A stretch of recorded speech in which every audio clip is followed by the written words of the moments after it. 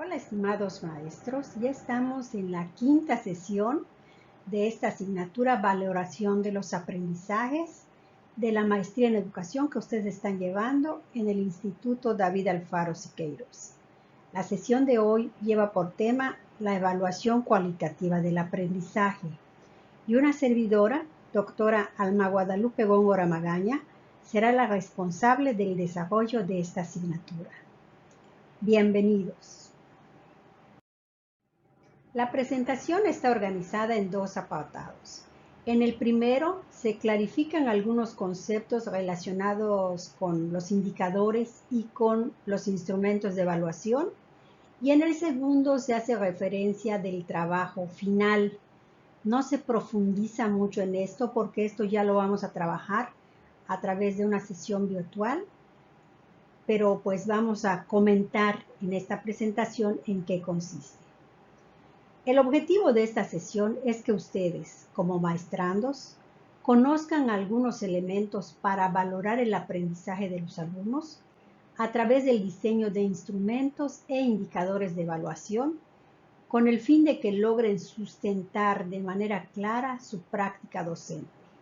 Es decir, en esta sesión se realizan algunos aportes, algunos referentes teóricos que a ustedes les van a servir para sustentar la práctica que realizan. Entonces, iniciamos. La ponderación es un elemento muy importante cuando vamos a evaluar y puede ser entendida como el peso o relevancia que se le da a cada una de las tareas. En particular, se puede considerar como un elemento normativo e institucional que cada instancia educativa define. La ponderación general, es decir, lo que generalmente se utiliza, es dividir lo quali con un 60%, dándole más peso, y lo quanti con un 40%. Pero como les comentaba, esto está sujeto a la institución. La institución puede determinar que sea un 50% para lo quali, la evaluación cualitativa, y un 50% para la evaluación cuantitativa. Es como cuando se establece el mínimo aprobatorio. Para algunas instituciones el mínimo es 6, para otras es 7, para otras es 8, dependiendo de las decisiones institucionales. Los indicadores. Estos son elementos muy importantes que se definen como aquellos criterios de calidad y exigencia que deben estar evidenciados en la competencia al ejecutarla.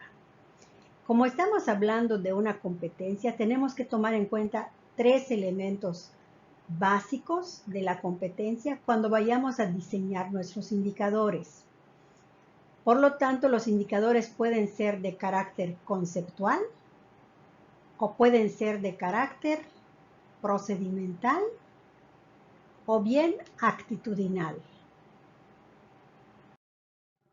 Los componentes para diseñar indicadores básicamente son dos: los productos y los procesos. Los indicadores de productos se diseñan considerando los niveles de exigencia y calidad que deben quedar evidenciados en el producto, en lo que los alumnos van a elaborar, desarrollar, entregar, presentar, demostrar, exponer, etc. Esos productos son la muestra del aprendizaje logrado por los alumnos. Como docentes es importante que tengamos muy en claro cuál es la diferencia entre los indicadores de producto y los indicadores de proceso. Vamos a suponer que estamos trabajando un tema relacionado con la célula y que tenemos como base ya sea el aprendizaje esperado o los estándares o los elementos que la institución dispone para poder realizar la planeación y de ahí definir los indicadores que nos van a servir para evaluar. Un primer indicador de producto podría ser: muestra en su producción creativa los componentes de la célula conforme a lo estudiado.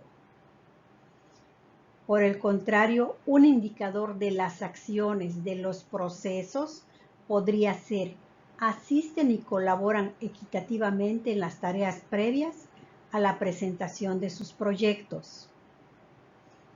Otro indicador de producto. Nosotros suponemos que como se trata de una célula, quizás sea un dibujo, una maqueta o algún tipo de tarea relativa. Podría ser el indicador: la producción creativa describe la diferencia entre células vegetales y animales. Y como indicador de proceso, muestra actitudes de tolerancia y buena comunicación frente a los compañeros de su equipo. Otro indicador de producto podría ser: presenta en tiempo y forma su producción. Y de proceso, expresa satisfacción al trabajar en ese equipo. Otro indicador de producto sería: al exponer se apoya en materiales didácticos pertinentes. Y como proceso, colabora en la elaboración del material necesario para presentar su proyecto. Aquí podemos ver claramente cuál es la diferencia entre un producto y un proceso. Una vez definidos los indicadores, ahora solo nos resta pasarlo al instrumento que nos va a servir para evaluar. A medida de ejemplo, les traigo una escala estimativa. Aquí podemos ver que todos los indicadores, sin importar si son de proceso, si son de producto, todos se pueden colocar unos tras otros para poder ser valorados. La diferencia con otros instrumentos es que aquí utilizamos lo que llamamos rango de calidad, es decir, se expresan los niveles en los que puede ser logrado el aprendizaje por los alumnos. La diferencia de una escala estimativa con una lista de cotejo es que la lista de cotejo solo dice sí, no, sí lo tiene, no lo tiene. Generalmente se le agrega un espacio para observaciones, pero en el caso de la escala estimativa, lo que lo hace diferente son esos rangos de calidad que nos da a conocer en qué nivel se ha logrado el aprendizaje. Para definir los indicadores conviene seguir la siguiente estructura. Primero, se debe de iniciar de manera preferente con un verbo operativo. Un verbo operativo es observable, cuantificable y ejecutable. Lo que se recomienda es que también se recurra a la taxonomía de Bloom o alguna taxonomía que implique operatividad y que sea evidenciable. El segundo aspecto es definir el contenido, es decir, aquí se especifica el tema, materia o aspecto sobre el cual se desarrolla la acción del verbo. Por ejemplo, si yo dije que mi verbo era comparar, en el segundo aspecto digo qué es lo que voy a comparar. En el tercer aspecto se define el nivel o la calidad de exigencia que ya nos dio el verbo. Y como ese verbo es operativo, debe esperarse que sea evidenciado o ejecutado. ¿Cómo se espera? Que compare a lo mejor el tipo de células, de qué manera lo va a comparar, cómo lo va a comparar. Eso es lo que sigue en el tercer aspecto. Y en el cuarto aspecto, describen el escenario o el contexto. Aquí es en el que se espera la acción, ya sea expresión de conceptos, procedimientos o actitudes. ¿En qué contexto, en qué escenario se va a comparar? Esta es la parte final y es lo que contextualiza los indicadores. La estructura de los indicadores. El indicador, por ejemplo, expresa las características de los componentes del sistema solar con claridad y fluidez frente al grupo escolar. Aquí vamos a descomponer este indicador. El verbo. ¿Cuál sería el verbo? El verbo es expresa. ¿Y cuál sería el contenido, el tema que se está trabajando? El tema sería las características de los componentes del sistema solar. El nivel de exigencia. El nivel de exigencia sería claridad y fluidez. Y el contexto sería frente al grupo escolar. Así es como quedaría nuestro indicador. Otro instrumento de gran utilidad que tendemos a utilizar muchísimo los maestros es el de la rúbrica. Se puede decir que es el instrumento más elaborado y potencialmente más exacto. Es una herramienta que nos sirve para calificar los diseños de evaluación por competencias. Es la más recomendable y está conformada por una matriz de doble entrada que cuenta con los siguientes elementos. Primero, en el eje horizontal se inscriben o se ubican los indicadores. En el eje vertical se definen los niveles de desempeño.